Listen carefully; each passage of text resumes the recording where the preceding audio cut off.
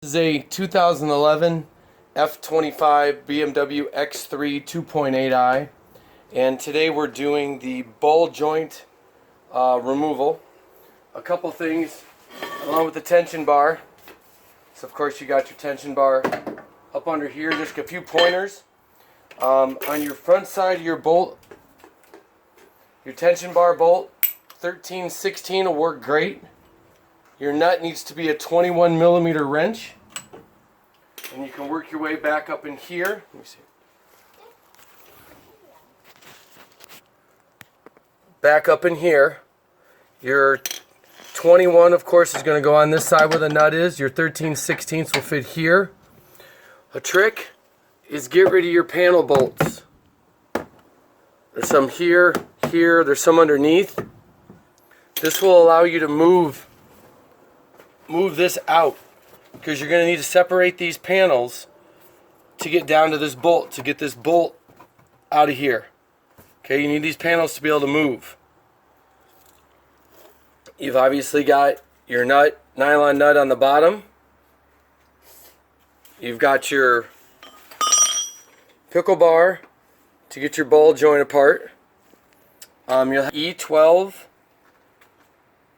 E-sockets. You're going to need one. There's one on either side to get this ball joint out. And as you can see, the easiest way to do this was to take the rotor off and to take the dust shield off, so you can get your pickle bar from this side and get your pickle bar back from the other side to get this off. You're going to want to work it in there and then beat it on there with a good size hammer.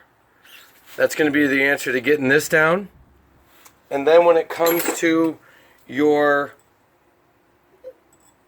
ball joint, and this is where I had a lot of problems, I soaked this all with PB Blaster last night.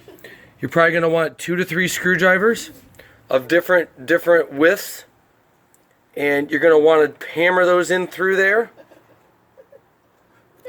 Get the bolts out, go through, and you want to do it and go through on the other side where the other bolt is, and gently tap, well, don't gently, go ahead and hit the hell out of it, all the way through this edge. Once you get these through, you can change the size of your screwdrivers, flathead screwdrivers. As this gap gets bigger, slowly keep driving one in, drive the other one in, and back and forth until this ball joint falls out. Because this thing, as you can see, even on the 2011, you can see some of the rust and the issues build up. Once this ball joint comes out of here, use a good wire brush and PB Blaster. Clean that out really good so your new ball joint will fit up in there. You don't need to press these together. Your new bar, your ball joint will fit down in through there without a problem. Now. Okay, here's your ball joint.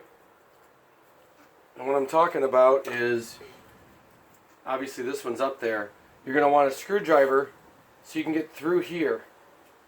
So you'll nick through there. You'll have another screwdriver come through here. Don't try to pound on here, you're wasting your time. These are going to be easier. You got to weed your way through there, here. Once you get 2 through there, take a third one and keep pounding at it to the sides, and this will fall out. You'll clean that area down under there where this will sit back up, and then you can put your E12s back through to tighten them. And go ahead and crank them down hard.